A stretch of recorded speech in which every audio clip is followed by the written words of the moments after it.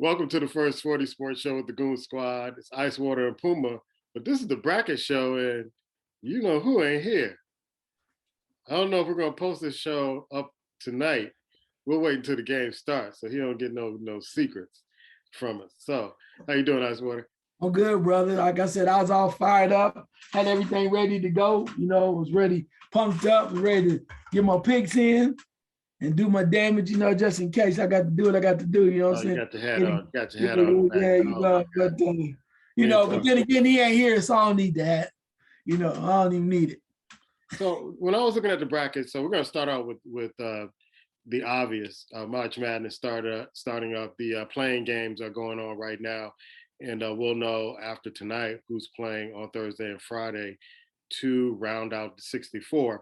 But I was looking at the brackets, man, and I was like, man, there's no really easy road to get to the Final Four for any of the number ones. Usually it's like, oh man, this number one has the easy, course to it. But I could see kind of missteps when I was going through my brackets of if this team plays like this or they're capable of playing, one of these number ones could get knocked off, or the favorite in the brackets, whether it's a 2, 3, 4 through 8, could get knocked off by the other team if that other team brings their A game or they do what they are really good at doing. What are your thoughts going into March Madness with some of the brackets and how you were trying to break this stuff down? Well, I think there's one particular region that the number one could come out easy, and that's just me. I'm looking at it and I'm like, see the way that they play, what they've been doing all year long, and it's not the obvious. Some people think it's the obvious, but it's something totally different.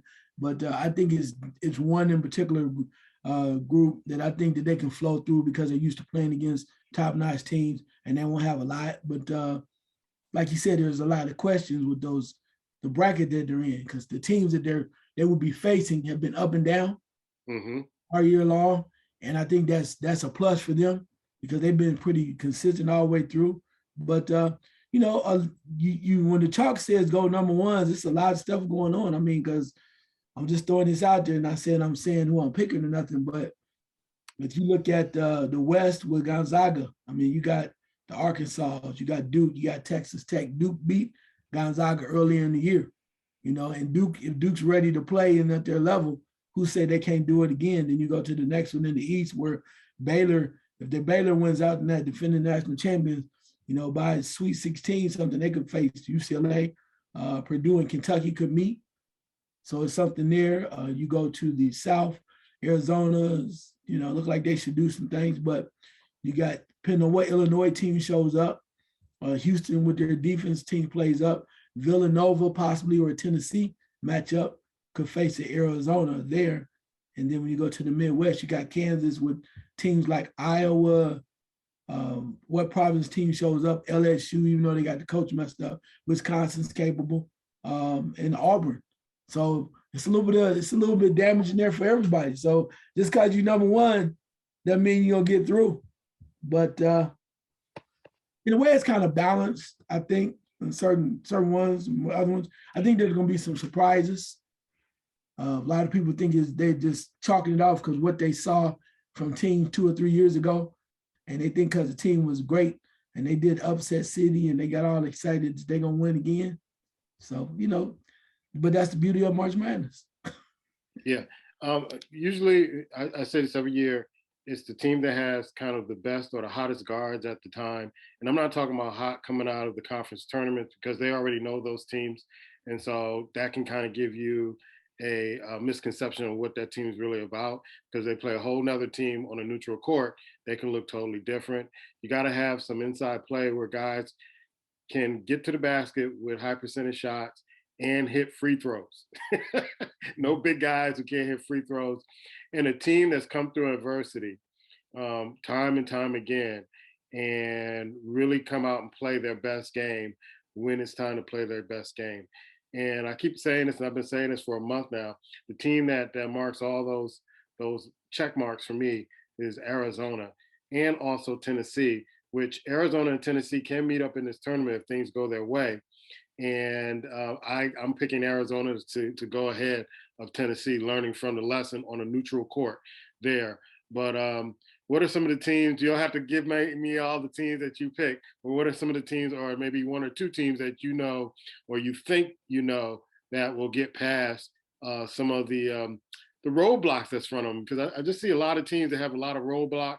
Seemed like the Right. committee was putting together matchups instead of, where they're ranked and all this other stuff. So they're looking to have great games out of this tournament. Yeah, like I said, it'll be interesting to see what happens with Arkansas, right? I think Arkansas plays really hard. The only problem is if they win 2 games, the third game could be against Gonzaga. That could be very difficult for them. But I think Kentucky, for some reason or another, I think Calipari is sitting in the weeds, just waiting, man, just kind of unleash this. And the way that this is coming out, if they were to play Purdue in the second round, I think they match up real well with Purdue. And Purdue is known for not playing the greatest defense in the world. Yeah, so that's a favorable matchup for Kentucky. Then also, too, let's say if Baylor or let's say North Carolina wins and they play Baylor and they beat Baylor, then if you go North Carolina, Baylor, UCLA to play Kentucky, Kentucky, it looks like Kentucky could, run for a while. But it depends on Calipari because we heard about him earlier in the year. But Kentucky, they're getting better as the year goes on this year. Usually they're up playing well before, but it's the opposite way too. Even with a team like Iowa, right? They would end up playing Kansas, but Iowa's playing with a lot of oomph, playing with a chip on their shoulder. That's why they were able to beat Purdue in the Big Ten championship. Yeah. So, with the two brothers, they're ready to go. And I think Purdue, they didn't want it. I was going to refer back to the conference championships. Purdue just didn't want it. It was so many opportunities to win that game, so many opportunities for them to take control of that game, and they just did not want it, and Iowa wanted it more. Same with Duke and Virginia Tech. I was looking at that conference championship game, and Duke seems, I think people are figuring out that if you can bully Duke a little bit, you can beat them. And that's what Virginia Tech did. They pretty much bullied them and really kind of pushed them and out physical them to win the game. There were other conference championship games. I was surprised that St. Mary's didn't give Gonzaga a better game because maybe 2 weeks ago they beat Gonzaga. But I was surprised they didn't give them a better game. And that's why I don't think St. Mary's is going to do really well coming out of that side of the bracket. The other thing is I got Marquette beating North Carolina in the first round. Yeah. Wow. North Carolina is not. I mean, you could beat your arch rival, but I'm still not sold on North Carolina and the coaching. Matter of fact, me and Pop was on the phone while Carolina was playing Virginia Tech, and for the life of me, I couldn't figure out why Hubert Davis wouldn't go to the zone instead of man-to-man when his guys are getting crushed in man-to-man, and the outside shooting to address the outside shooting of Virginia Tech. So I think Shaka Smart will outcoach him in that particular game, and North Carolina go home first round. So they're just teams that I saw in the tournament that when I saw them set up in the bracket going, okay, they're outmatched here. Memphis really kind of makes me nervous, even though I think they're a better team in their matchup, but they make me nervous of which Memphis Tiger team is going to show up in that particular game. And when you're playing somebody you don't really have experience with playing against, sometimes you look like a whole nother team, and that team tends to try to exploit your weaknesses. Yeah, and I can see that. I think I agree with you 100% there. One team that really is, I think they're going to surprise a lot of people. I'm not sure how far they're going to go, but I like their attitude. I like their team. They're gritty. They play everybody. I like their team because they remind me of the old Louisville team. Their tallest man like 6'8", 6'9". They got a bunch of 6'7", 6'5" dudes, and they just come at you. They have two players that are average double figures, and then they have 4 guys that are almost at 10. And the team I'm talking about is Texas Tech. They just play nasty basketball. They want to fight you. They want to beat you up, and they hang with everybody. They played everybody. They played Gonzaga. They played Baylor. They've been in that Big 12. I mean, they played every freaking body. And I think just their resume alone puts them when they can play with anybody, and you don't want to see them. So I'm looking forward to them You never know. I would not be surprised if they made a little run. That might include some Dukes and some Arkansas or something like that. But I think they're battle tested, and you don't want to sleep on that. One other game that really is shocking, not shocking, but it's funny to me that everybody I heard is selected one way. So I'm going to talk about it, particularly in the media. And I'm talking about the 17 game in the South, talking about Loyola Chicago versus Ohio State. Everybody is picking Loyola Chicago. Yeah. Everybody. I got to admit, I had to go with Loyola Chicago too. Yeah, everybody's picking, and that's fine. But I find it ironic is that Loyola Chicago's a plan. They play hard, and Ohio State lost 4 of their last 5. Mm-hmm. And people are like, oh well, they're not playing well. They had a couple guys out to injury. Not sure if they're coming back. What I find ironic about it, people don't. If you really understand Ohio State basketball this year, the one thing people are forgetting is this. The first thing is Ohio State has not played well against teams that are very physical. They're saying that Loyola Chicago is kind of physical. And also, they have not played well against teams that are big on the inside. Mm-hmm. Loyola Chicago's tallest man is like 6'8". So, but Ohio State, on the other hand, has a lot of length. And with E.J. Liddell, if you have somebody that can match up with E.J. Liddell and you can control them in the inside, you have problems. I get that. But they're kind of long. The other thing, too, is E.J. Liddell had a nasty taste in his mouth last year when they lost in the first round to Oral Roberts. That was nasty, and he felt he could have done more. And there's a chance he could be going pro after this. So this could be his last games as a collegiate. And I don't think he's trying to go out like that. I think he got so much heart. And why everybody, the beautiful thing is they've been at home for almost a week. And everybody's doubting them. And everybody's telling them, whatever. They've been at home for 5 days. And it's perfect. It's perfect for when you're down, everybody's don't think you're going to win. It's perfect for Ohio State to make a run. And then, two, if they won that game, they probably end up playing Villanova. And, everybody think they're going to lose that too. But the caveat is where Chris Holtman comes in. If they do advance against, if they beat Loyola, when Chris Holtman was at Butler, he beat Villanova a couple of times. He even beat them a couple of times when they won the national championship. So he's accustomed to playing Villanova and the type of teams that they have. So interesting. Just see how I'm not saying Ohio State is won it all, nothing like that. But that first game, yeah, I'm definitely going with the Buckeyes because I think people are just they want Loyola, they want Sister Jean, everybody feeling all that again. They want all that. But one, this is not the same team. Okay. Your head coach that was there before is not there anymore. You got one of the Valentine brothers from the brother of the Valentine brother from Michigan State. It's with the Bulls or with somewhere else. That's not the same dude. You don't have the same players, the big cornbread eating dude that was over playing. So it's a nice story and everybody feeling it. But we'll see. I think they're selling the Buckeyes short. And I'm like, okay, we'll see. And I'm not saying that because I'm from Ohio. I'm just stating facts. Yeah. I think it should be an interesting game with Loyola Chicago. And they're a good team. They're a good team. They haven't been getting a lot of press because of that coach who left. And Valentine has them playing very well.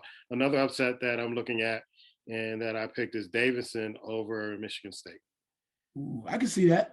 Yeah. I can see that. It just seems like Davidson is going to make a run, maybe a 2-game run, things of that sort. But they're going to run into another North Carolina team. Duke. That's the way I have them running into each other. Another North Carolina team in that bracket. So that may be a surprise team. And I think I read somewhere people were picking Davidson over Michigan State anyway because Michigan State just not the strong Michigan State team, even though they usually make runs. But Izzo doesn't have the talent that he usually has. And I think they're a little bit young, and Davidson has some seniors in there that I think will out-experience them in that game. We'll see. Any other thoughts on March Madness, man? Yeah, 2 other things that might surprise people. In the South, Colorado State's the number 6 seed, and they play Michigan. Do not sleep on Michigan. Because all that has happened with their coach, Juwan Howard, and, the big fella, Hunter Dickerson over there playing ball, they're due to erupt. And if you think they're just going to lay down, they're talented, they can play. I watched them a couple times. I can see Michigan winning that game. It's ironic that Colorado State is the number 6 seed. Michigan's the 11 seed. But I think Colorado State is a really good team. I got a chance to watch them. They're a really good team. But I think the line though is only one, like 1.5, which I find ironic. So how you go that different standpoint from 6 to 11, but it's only that. The other thing too is I'm not sure how far they're going to go, but they won their first game, and I think they'll win another one. Indiana. Yeah. I like the way that they play. I like the guy with the 3 names, my boy, Mr. Davis. And they have a lot more other players, and I like the way that Mike Woodson is coaching. They playing with grit. He's cussing people out or almost close to it. He's screaming at them, and they're like, they receive it. They responded, and a lot of guys came back when they were ready to leave, either go pro or go somewhere else. He convinced them to play for the pride of Indiana. And, I think they will go ahead and beat St. Mary's. And then who knows, if they were to play UCLA, there's a chance that they could take UCLA's heart. So, you just never know. So I like Indiana. I like Davis. Davis is a monster. They got the kid too that showed out the other night, Geronimo. Woof. Yeah. High flyer that's about 4 putbacks. So they have a lot to work with. And they play hard-nosed defense. They have a couple of shooters. They rebound strong and they're gritty. I like Indiana right now. Yeah, I did pick them over St. Mary's, which is their next game. So I did pick them up. And the reason why St. Mary's doesn't have a lot of competition other than Gonzaga. And so you have one really kind of big win. And I just see Indiana just out muscling, out hustling, out shooting, D'ing up. And that's why when I looked at this year, as opposed to last year, as soon as the brackets come out, you're just looking at TV and reading. I didn't do that this year. I'm like, let's go with the old formula of who's the best team with the guard play, the center and forward play, and who has some adversity and shows that they can play from behind and catch up when things aren't going right, and what adjustments do they make during the game. And so I wish I would have done that last year. Because I probably wouldn't have picked Illinois, but they were so hot, you just couldn't go against them. I don't know. I mean, I wouldn't apologize for that. I'll pick Illinois too. Yeah. I thought they were ready, but still, I looked at the rest of it, and that was the important part. Illinois, I think they had a team to win. They were talented enough, but they ran into a buzzsaw where they didn't play up their potential because the guard from let's just say this, the guard that's playing with the Bulls right now.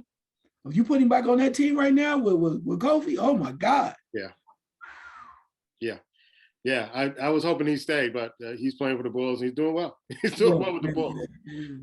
Let's go to some of the top headlines, man. Deshaun Watson, the watch is over. Teams are vying for him.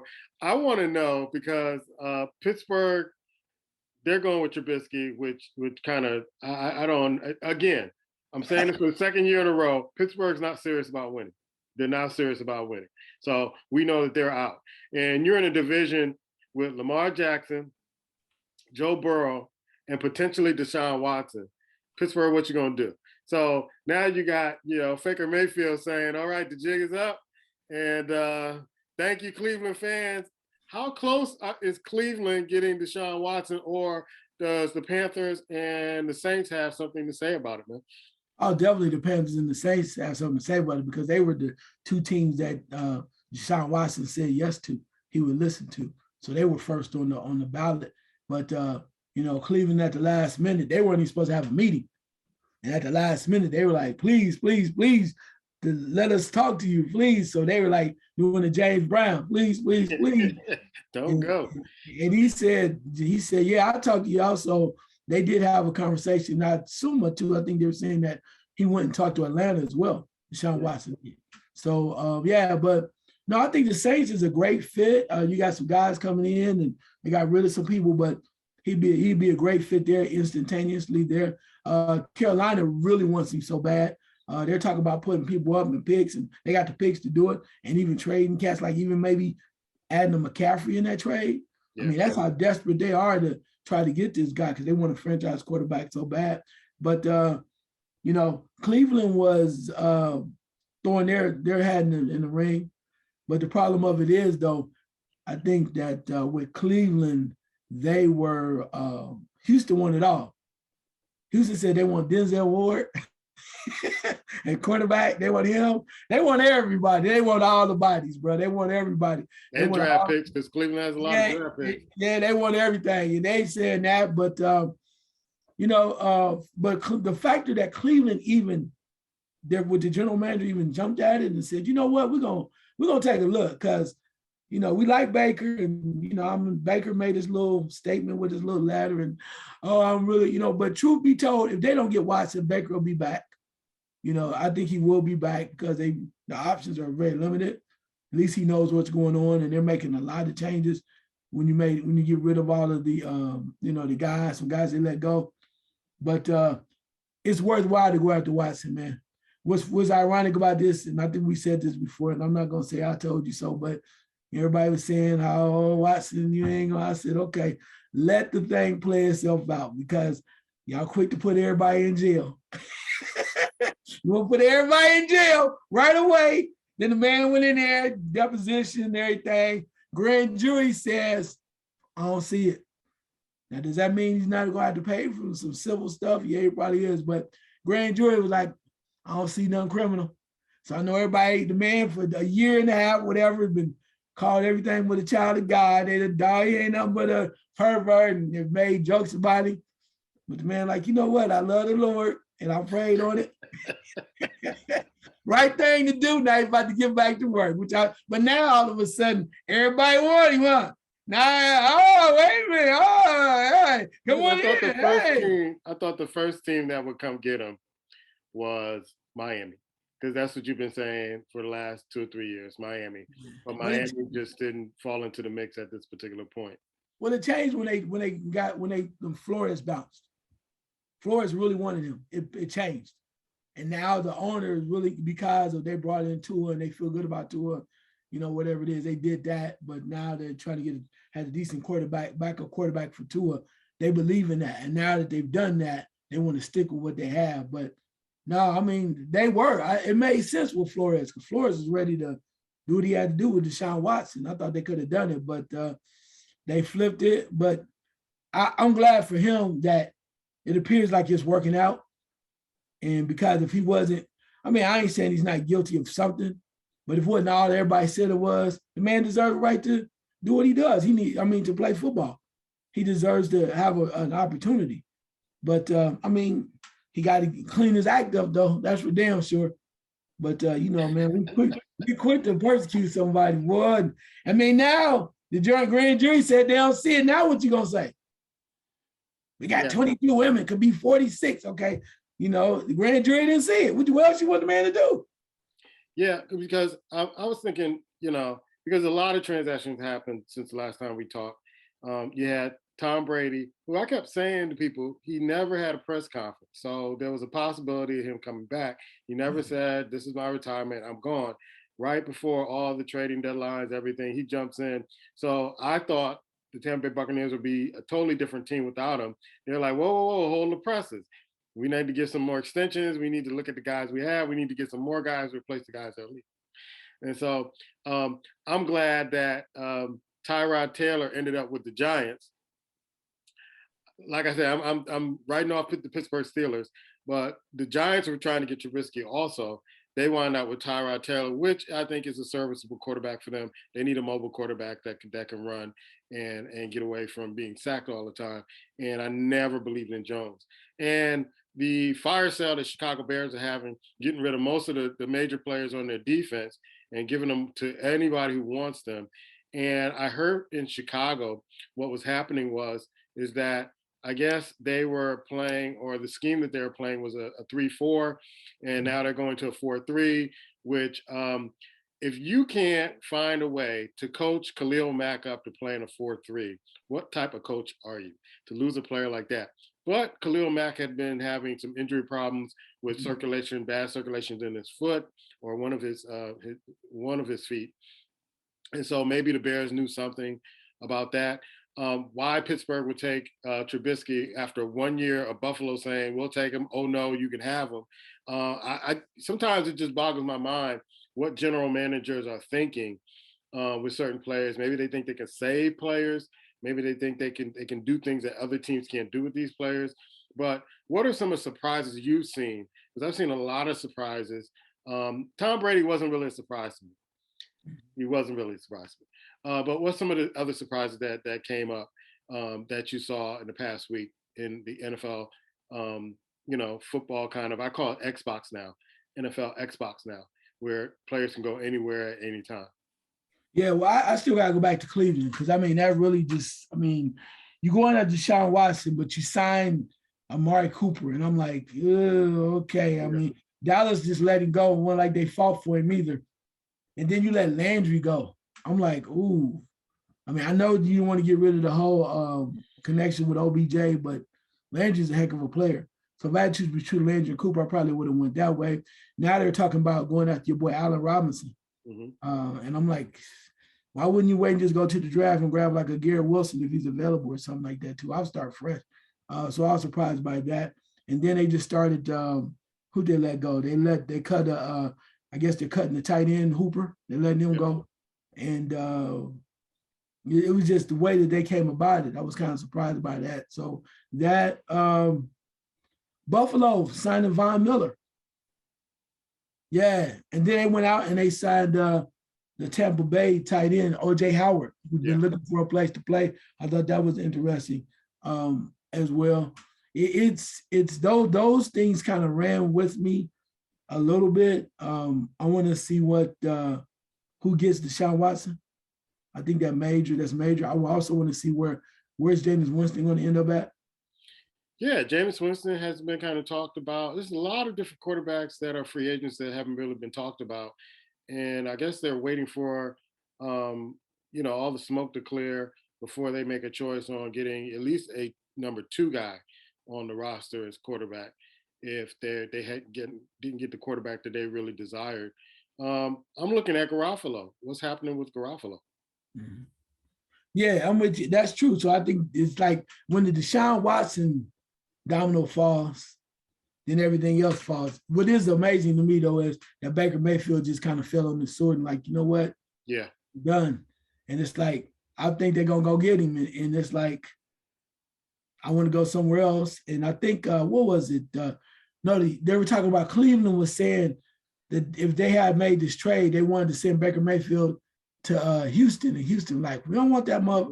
yeah. Well, there was a report, and tell me if this is true or not.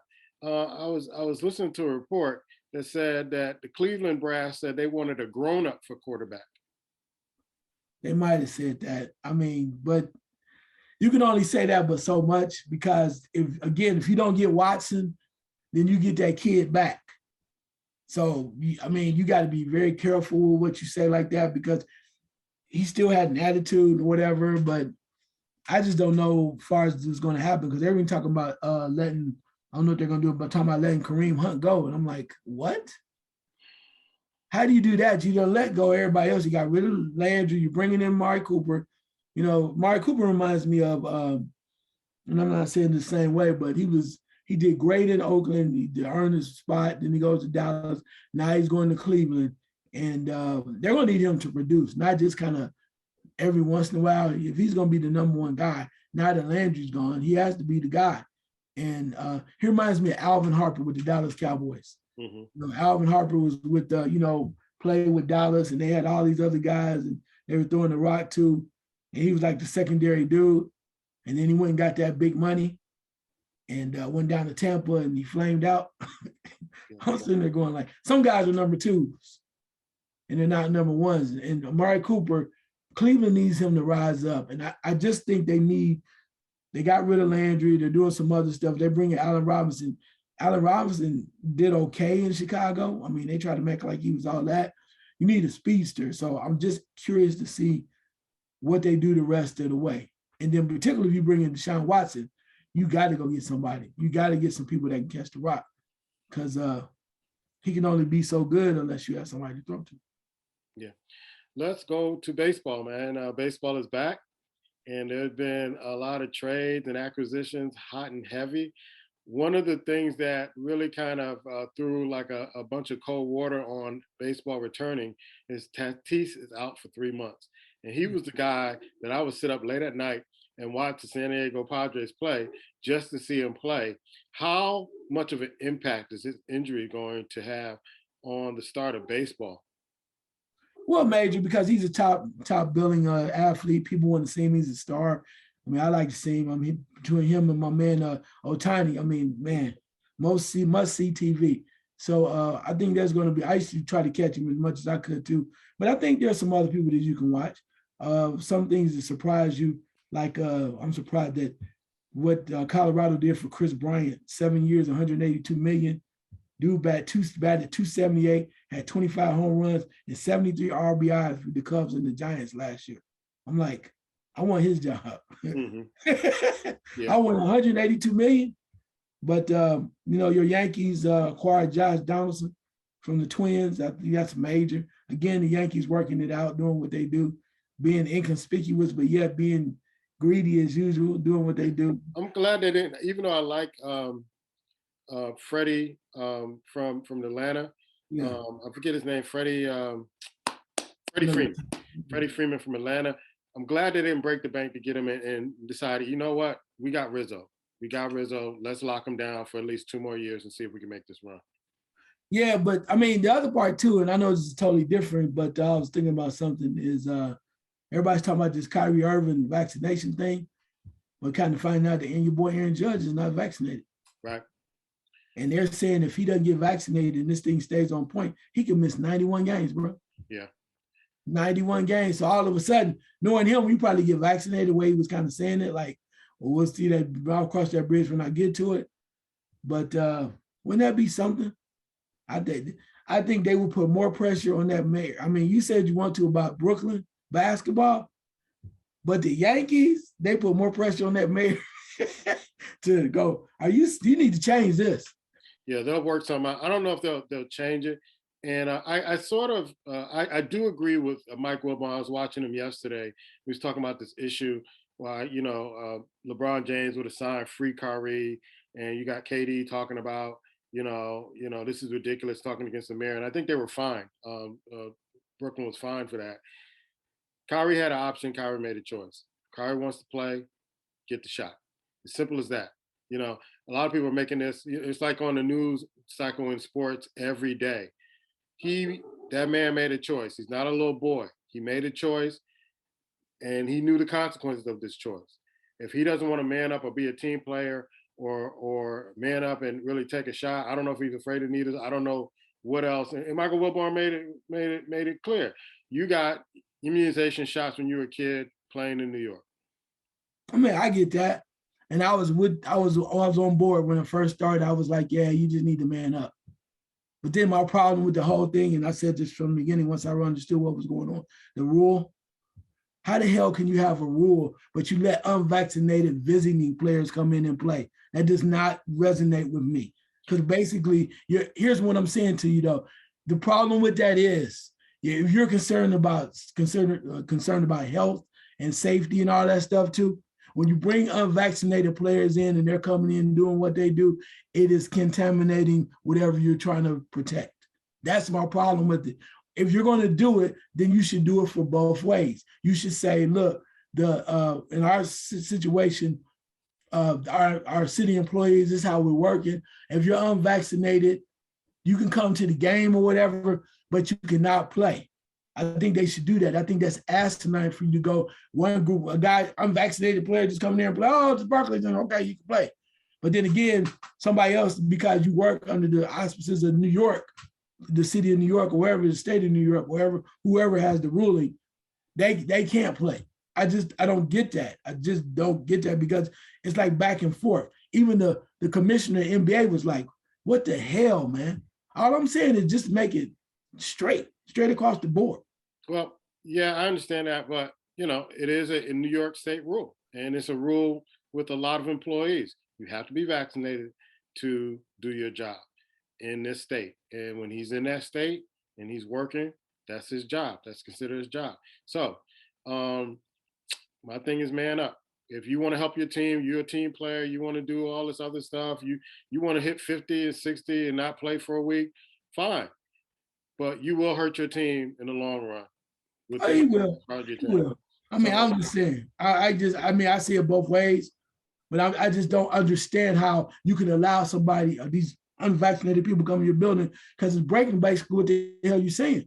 Because when those unvaccinated people come in, they are affecting people that are inside the building, and they're sweating with these other guys. They are affecting them. There's a chance that if they, let's say for instance they have it, there's a chance that some other stuff can pop off because they're not vaccinated. I mean, I just, yeah, if you're talking about health, or even to the point where you would be protecting the people that are unvaccinated, even more so. You understand what I'm saying? To even protecting them, because if they come in there and somebody has it and they cough whenever you catch it, whatever it is, then what if I come back and go, well, you let me in here, I'm gonna sue the city of New York because such and such and such gave it to me yeah, when I should have been protected. I mean, I see it. I know it's New York, and that's how New York is. Okay, don't miss me with that, because we from the Midwest. That's that New York East Coast thing y'all do. Miss me with that. Y'all ain't that damn special, even though maybe you think you do. You ain't that damn special, for real. You can miss me with that. Well, New York is okay. Miss me with that bullshit, for real. We from the Midwest. Yeah, miss me. yeah. I just think he's a very selfish person, and he's been selfish all his career. He's been selfish ever since I've seen him in college.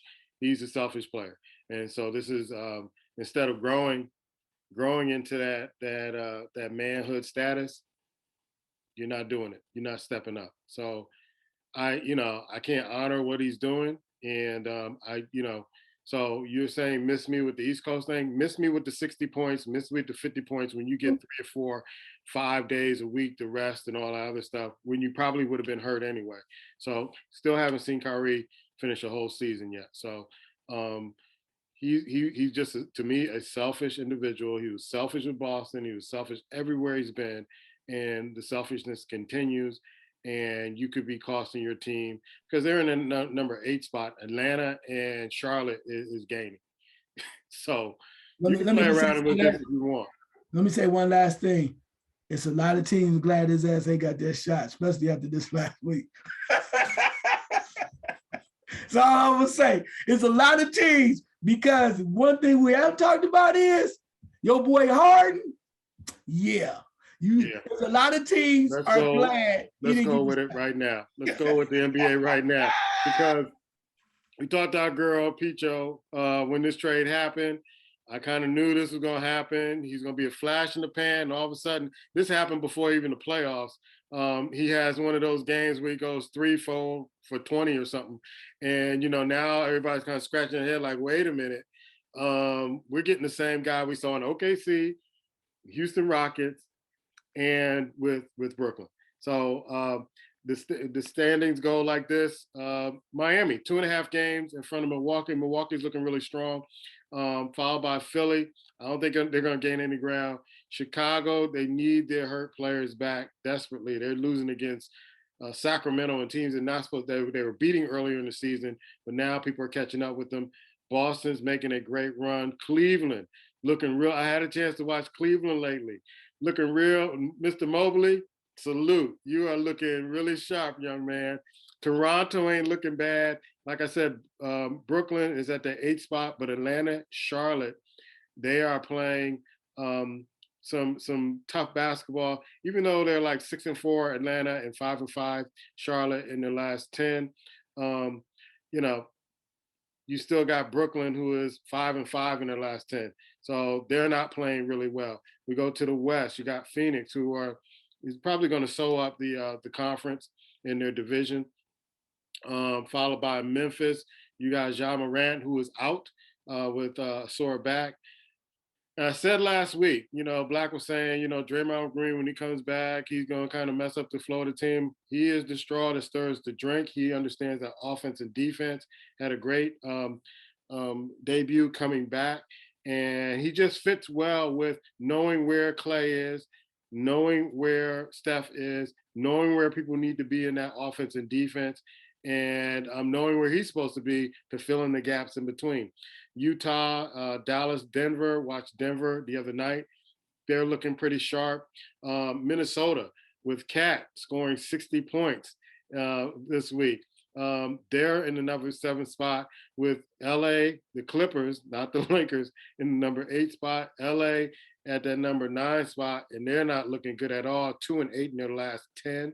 And New Orleans, we kind of I wrote off New Orleans. New Orleans is in that number 10 spot. And they are right behind, I think a game behind, or 1.5 games behind the Lakers. I'll give it to you, man. Your eye test of the NBA, bro. Yeah, we're gonna go to the East because James Harden had to leave. James Harden had to be removed. He didn't want to play anymore. And even though Kyrie's not vaccinated, I get all that. You can feel how you want to about it. I ain't got nothing but love for that. That's your prerogative. But what we do know is when they went to Philadelphia and they booed Ben Simmons, kudos to Ben Simmons on this. He walked in the building, he took it.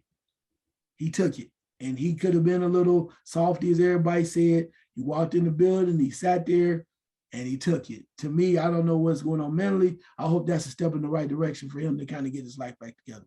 I hope that. Because he didn't, I don't know, but he didn't have to go.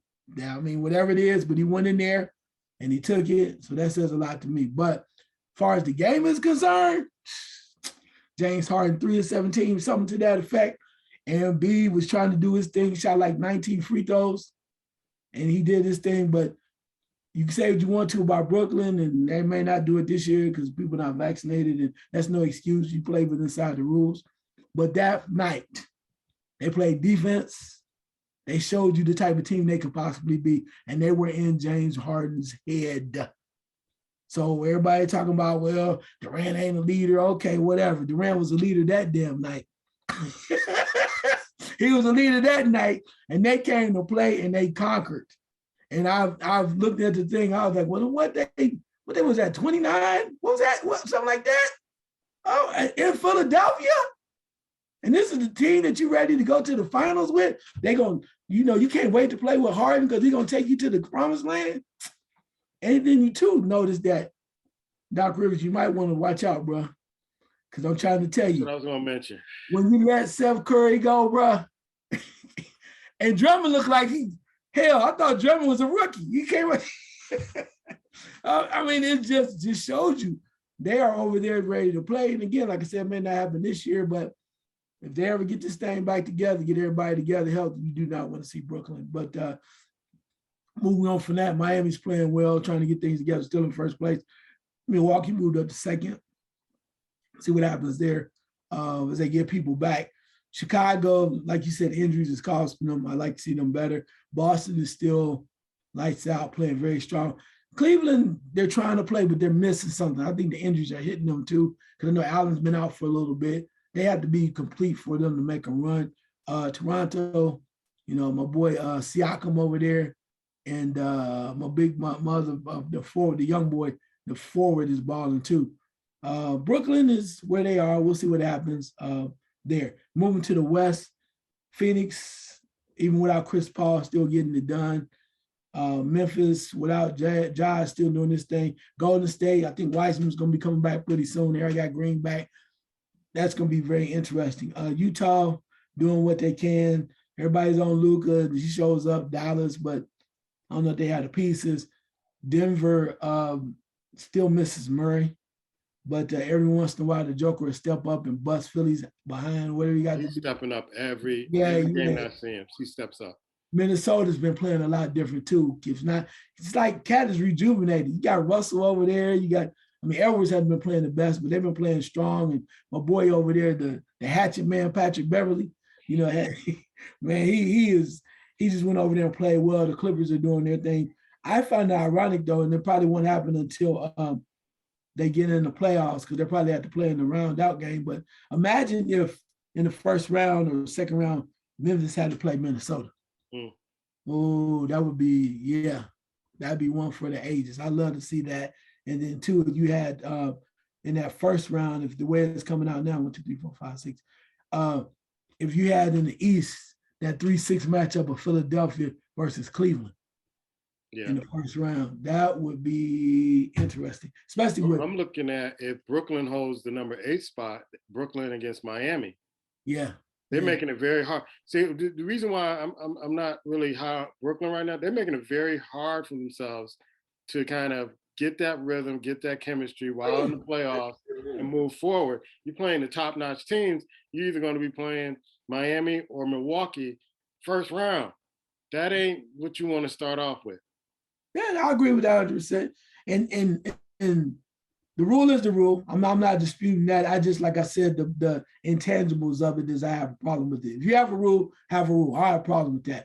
And I've said, I've been on record about Kyrie, whatever he's doing it for, he's caused himself with a lot of money, but he's also costing his team. So I get all that and I understand that. And they could be a lot better if he was playing. But it is what it is. Like I said, we'll see how this all plays out. But I'm interested to see what happens with the Yankees. More than likely, I bet you Aaron Judge is gonna probably get that shot because he wants to play. So, but it's good basketball. I've enjoyed watching that. I have to admit, I enjoyed watching the 60, bro. From Kyrie and oh boy, because they were balling, and we know what level basketball is in the NBA. But it's getting good now because now we're getting closer to the second part of the tier of the season.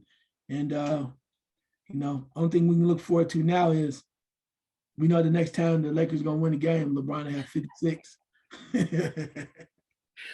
So I remember reporting that the Lakers were going to have like, what they say, about 45 to 50 games on nationally televised, and people aren't watching. I know the last game I just saw like, okay, they're going to get blown out.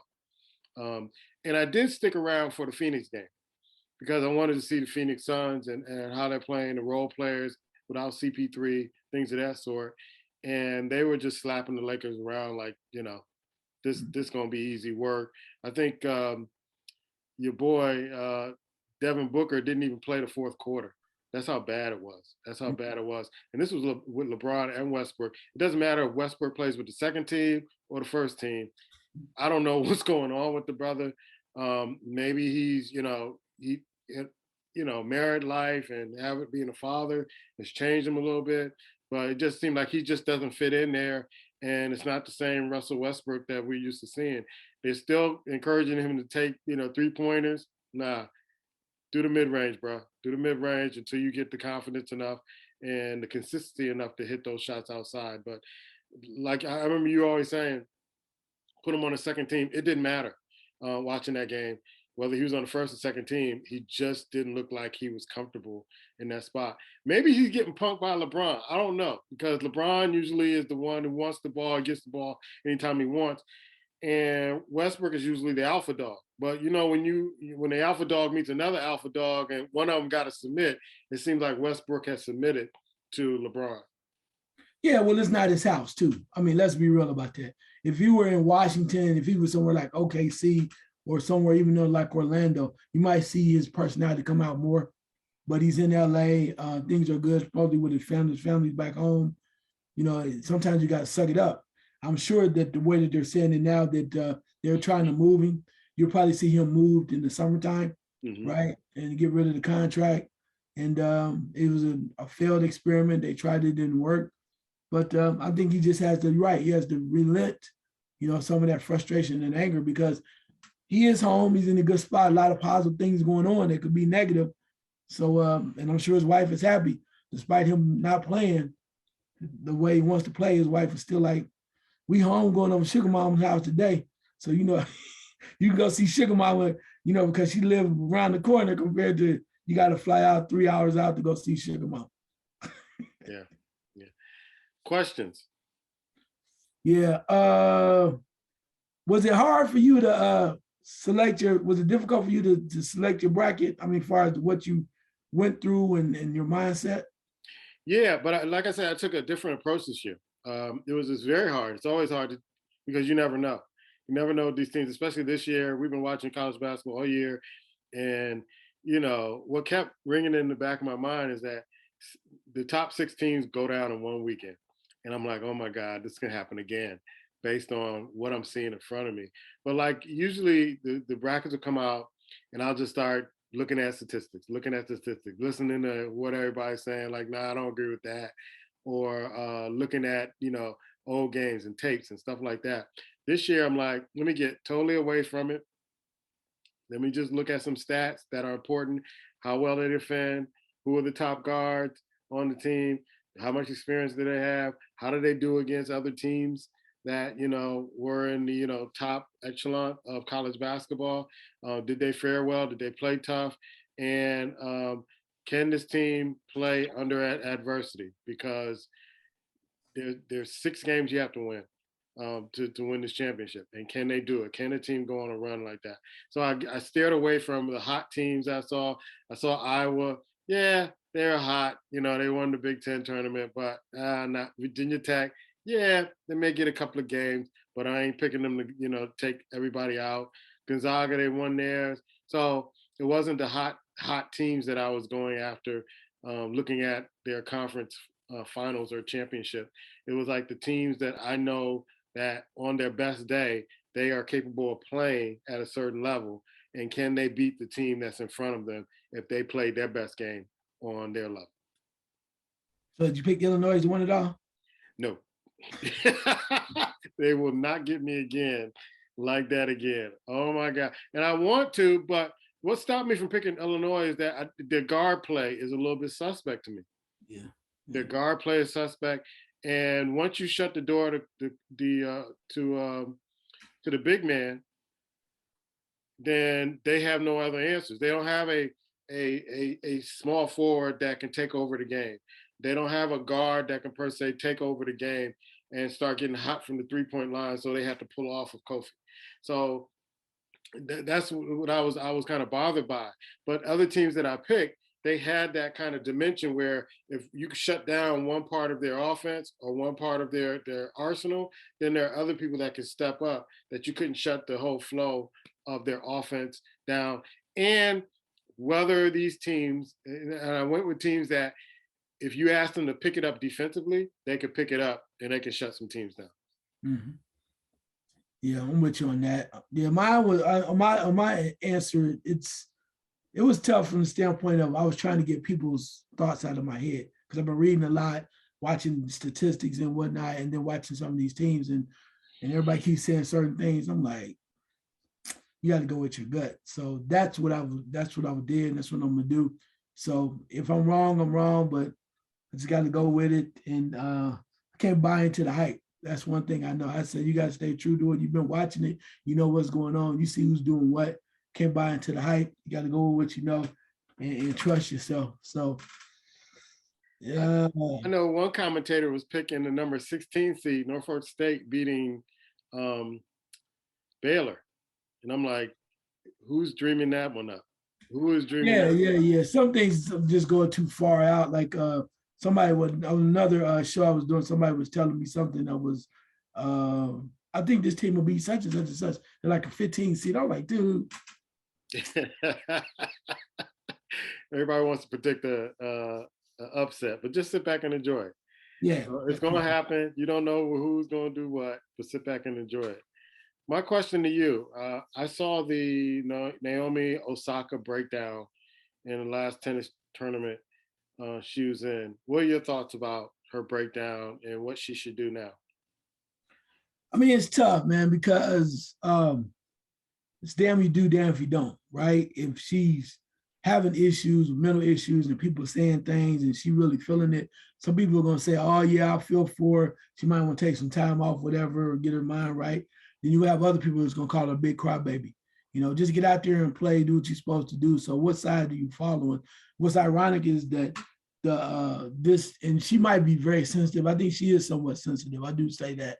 I think she is, but I think how ironic though is that this is happening in Indian Wells, known for the same thing. So you're gonna say same thing about Serena and Venus?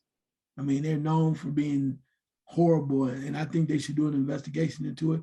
If you don't like what you see, then be like the PGA, like when they were tripping about not, not taking care of African American people of color, putting them in their clubs, move the damn tournament. Yeah, Indian Wells didn't have to have that. I mean, that's a privilege.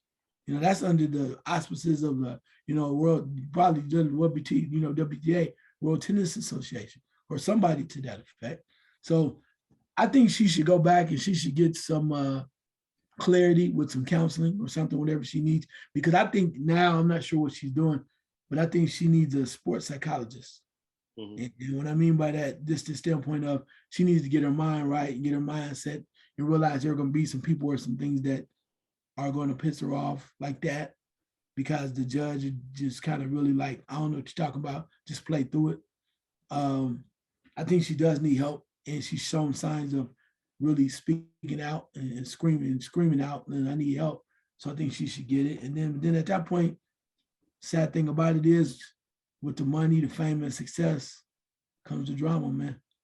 Criticism, the people saying what they say to you, and the more you say something's wrong with it, the more they come for you.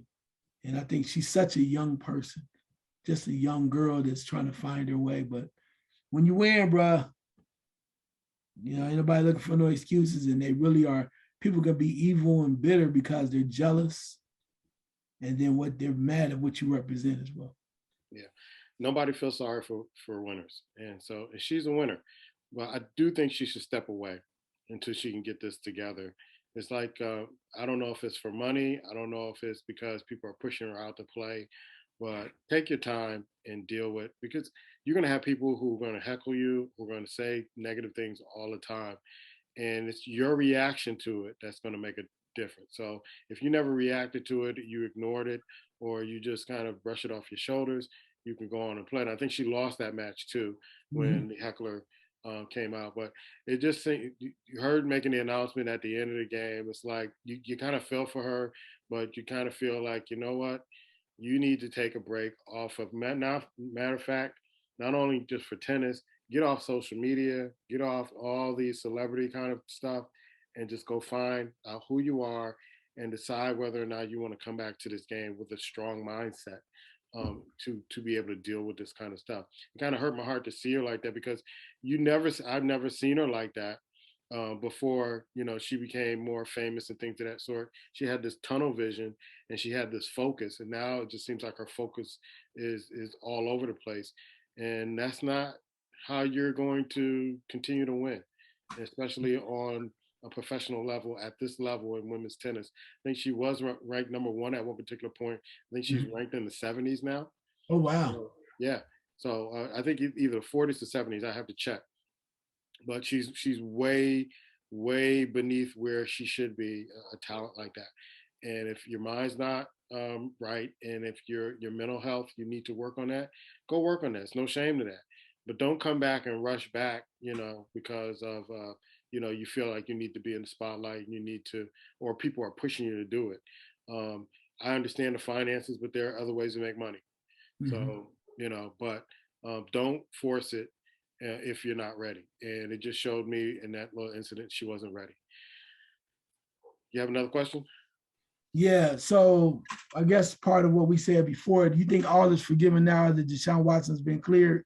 So it's all systems go. All of the people are excited about him. No, not at all. He's going to be facing protests. He's going to be facing a whole lot of stuff. And I think that's why some teams are like, oh, no, we don't want that on our plate. We got enough on our plate. We don't want that. And that's pretty much, I think, why either that and finances with the Pittsburgh Steelers. But I think he's just, because he got a year away from it. He was there, Houston, probably got paid, didn't have to be out in the field, no signs, no protests. He wasn't on the field. He gets on the field with whoever team he gets on the field with. Now it's coming. It's coming. Especially, he's still got those court cases pending, also. So civil cases, things of that sort. So the NFL could do just, they can do as best they can, but they can't cover up the onslaught of criticism he's going to get, and the team that selects him is going to get for what he allegedly did. Yeah, I mean, I get that. But what I find ironic is, again, NFL with another tactical move, boy, they slick as hell, slick as glass.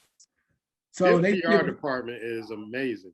Yeah, they sit back and they let everything drop down and they go, well, we're still considering you looking at. Then all of a sudden, the grand jury goes, we didn't find nothing. And it feels like, well, now you gotta go ahead with some trades. Well, what do you think? Aren't you concerned about his behavior? They're like, we've seen all we need to see. We have no comment on that. Because the grand jury said he's clear. Civil cases, yeah, he probably did something wrong, but he's gonna pay for that anyway. But as far as him playing, well, ain't nothing to see here. Nothing to see here. And that's what they said. So now it's like they allowed the court to make the decision for them. They had to say one word. Hey, well, you look into the behavior. Oh yeah, we're watching very intently. Yeah, whatever. I got a follow-up question behind that. Sure. Will the team that gets him ask him to play to take a pay cut based on all the stuff that they're going to have to deal with bringing him on their team? Nah, they want to win, man. It depends. When Gregory was with Dallas, the defensive end Gregory, with Dallas, and then he flipped over and went to Denver. There was language in there that's saying that if he got busted for drugs or had a test, they could void his contract. And that's the reason why he left Dallas and went to Denver. Okay. They said that's standard procedure. So I guess some other teams could do that, but like Cleveland, they want to win so bad. You think about how long it's been. Cleveland has not won a football championship since 1964, which is the AFL. They're desperate to win. Carolina is even more desperate. They won a Super Bowl. They want to win. So you go and get this man, and then you want to penalize him for whatever. That's part of your PR, bro. Yeah. You got to learn how to deal with that. And granted, there are going to be some people out there, but you know how it goes. They start winning 13, 14 games. They start, that's where that hush money come in, bro. They start, so what we need, what do you need for you? What can we give you for you to go away? It's one of them closed doors. Take your signs away. What you want? You need a building. Tell us what you need. I mean, you want to send something to the Rooflines Children Cancer Fund? I mean, what the hell you want? I'm not trying to be funny, but it's real. What do you want? And that's how they do it. They just kind of, then all of a sudden, fight the power. And then nobody else out there. That's what they do, man. I'm trying to tell you, they slick as glass. All of a sudden, man, protesting the black coach is not getting no love, and all of a sudden he ended up with a job. See how quick they quiet him? So brothers went in angry and then came out with jobs. See, that's what happened to him. He came out with a job. I'm like, are you serious? Like, well, I'm still gonna go with him. He was like, yeah. Then he was like, well, I'm still going to with my lawsuit. I'll be moving forward with my lawsuit. But then I went in and I was looking for counsel, and I came out with a job. My wife was so happy, no comfort. I'm like, dude, come on, man. Really? Shout out to Brian Flores. I got one question. Who are you picking to win it all? No, I'm just kidding. I don't want to know. No. We'll wait till next week. I won't give Black no clues on who we're picking. I think we did a good job on the first part. Illinois. Chattanooga. Michigan all the way. All right, last second shot. Last second shot goes out to the athletes in general. And I say this too. I had a chance to watch the documentary with Deion Sanders and him having part of his foot amputated. And I've seen a lot of things in my life, but my heart felt for him. And I know he's the great Deion Sanders, prime time, whatever. But the realness of that showed me that no matter who you are or what you've accomplished, we all at times get humbled. And I watched the man cry because he says, man, they had to pick me up. I couldn't even stand. Not about walking, but this is one of the greatest athletes for all the money in the world. But it shows you how, depending on what you believe in or whatever, sometimes we are humbled so much. But the question is, how do you rise after that? And what he has shown me more than anything is what kind of man he is. And I think he's even stronger now from what he's doing, and particularly his commitment to the HBCUs, man. I really liked him before because all of the flash and everything, and I thought he was kind of cool, and I thought he was more of a good man because what he was doing going back. But watching him go through what he did and how effective he is by sharing his truth with these young men, and he's changing lives now that I probably never said before is amazing. And kudos to him. May God continue to bless him or whatnot. And I just don't want to hear people say, well, he got everything, he good. Dude, when you lose part of your foot, I don't care how much damn money you got. It's like people dying from COVID. Think about the big fella, the big cat up in towns in Minnesota.